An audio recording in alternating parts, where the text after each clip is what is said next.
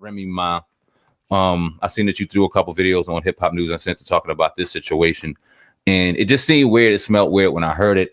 Fat Joe dropped this. Now hold on, let me get the backstory. She turned herself in NYPD, then was eventually released. No coverage of anything. Had this woman claiming that she hit her, beat her the fuck up, et cetera, et cetera. We all heard the rhetoric. Fat Joe, this is what he said about the situation. Family first, please, please, please beware of clout chase in this country. Truly ready for rehabilitation? Are we truly forgiving? Do we really believe in second chances? Here we have a woman who did her time, came home, and has been a model citizen. The only time she's out of her house is to work on, in this case, donating her time with free promotion or pre-performance, for cancer research. In a world that continues to show madness and division in families on TV, here we see love and unity. The woman's been the most flawless parolee ever. Never has been a curfew violation, has been drug tested time and time again, not once violated. The question I ask is, are we truly ready for second chances? There were maybe 30 or 40 cops at the cancer charity event. Not one saw any altercation. In a world of everything is on camera, true that. There's no footage, any incident. Please, please, please beware of any clout chase. My sister will just be fine. This too shall pass. God is great, Remy Ma. Papoose, I love you, and we'll be by your side for life. What's your thoughts on that, old God? First, great statement. He should be a lawyer. You know what I mean? Anyway, but I think that's real talk. At the end of the day, probably was a situation like that. Maybe it happened, maybe it didn't. I mean, I think it was just some sucker shit for even anybody to even try to go to the police. Even like with the Offset situation, you know what I mean? I thought it was just some sucker shit. But you are a star, and these are situations you got to be ready for, because it's gonna continue to happen. People are gonna look for any situation, they can. I wasn't there. I don't know if she punched her in the mouth or not, or the face or the eye or whatever. But you know what I mean? I think it's just silly, man, at the end of the day. But I think they're gonna win that. I don't think it's gonna be enough evidence. It'll be something that'll be swept under the rug. And then, shout out to Remy, Fat Joe and the whole squad. Yeah, all of it alleged right now, and we don't know what happened. But I would go along the lines of estimating that, and like Fat Joe said, in the day and age where cameras are everywhere, at a public event, where her personality being as high as it is, somebody's getting that shit on tape. You can guarantee it. When Cardi B and Nicki started arguing and yelling, the cameras was everywhere. TMZ had it, blah, blah, blah. So for there alone not to be cameras involved and things like that, that kind of makes me sketchy to the situation. I think this too shall pass, like he said. I think Remy Ma, who, damn, it almost makes you forget that she's on parole, given as clean as she is and everything right that she's doing. I almost forgot that she was a felon and did her time, but she damn sure did some good time.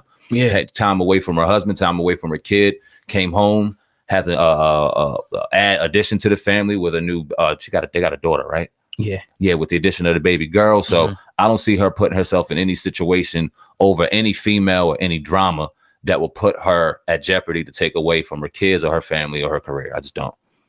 You really see that? Nah, I'm just fucking around. I ain't gonna say what I think on here, man. It is what it is. I mean, my thing is like, I don't have a problem with somebody getting punched in their face. Neither do I. You know what I mean? If you got to get that, it happens. You know what I mean? But it's some sucker shit when people run to the police and all that type of shit. That shit goes down. Yeah, and that's why. And Remy knows that. Yeah, she knows she can't punch somebody in the face because this ain't 96. Yeah, it's a whole different ball game. So that's what I'm thinking. She's not dumb enough to go, I'm gonna light this bitch up out here, because in her mind, the way and I'm not in her mind, but I'm thinking somebody's filming this shit.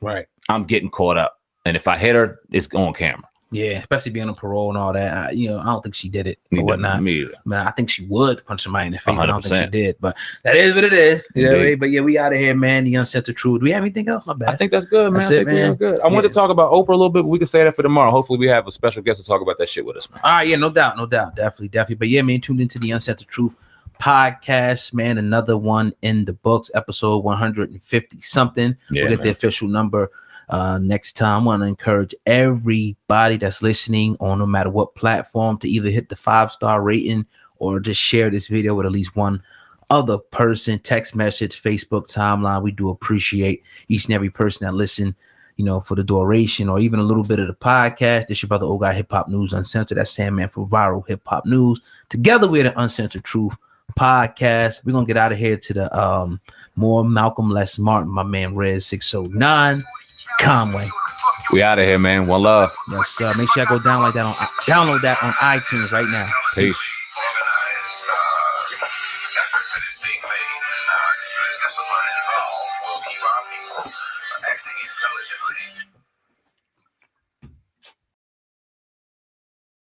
We kind of got stuck into a way of doing it. You know what I'm saying? And we're just going to switch it up.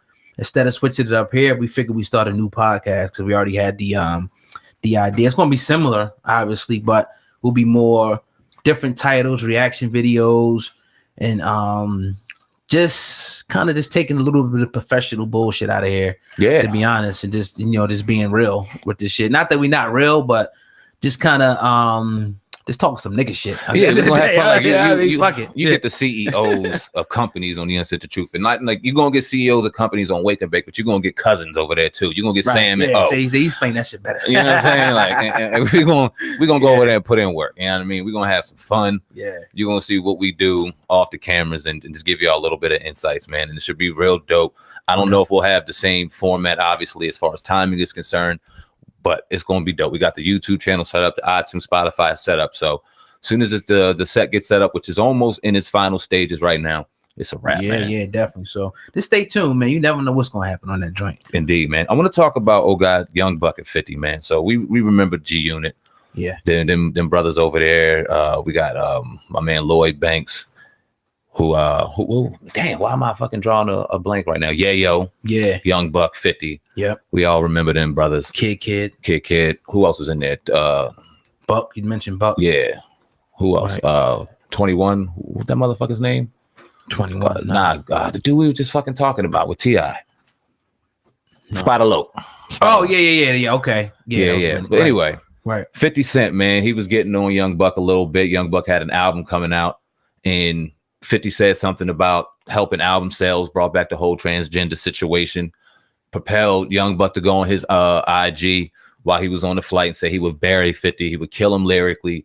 And the album comes out, 50 still trolling. We know how 50 does. Right. And now Young Buck is saying that he has what he needs to go ahead and take 50 down for good. You got blog sites everywhere asking the question whether or not Young Buck has the ammo because they're so close to really take 50 down for good.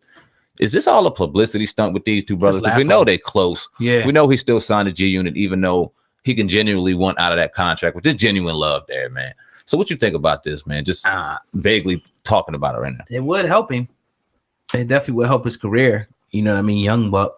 But I haven't been following it too closely, but we know what 50 does, you know what I'm saying? But I think it could be legitimate, man. Let me ask you a question. I don't think that they playing around with it. Taken away from just what we know now, as lyricist, is Buck fucking with 50 Cent? Who was a better lyricist to you out of that? I'll say 50. I like 50. You think 50 is better than Buck lyrically? Yeah, I think so. Yeah. I totally disagree. Oh, yeah. And I love 50 Cent. Right. I do. And I think that he was one of the main people. He was one of the main reasons why we even know these brothers' names. Right. And we all see why he was the person to stand amongst all of them because of his marketing genius, how just intelligent he was behind the microphone and things like that. And that's why he's in the position he is.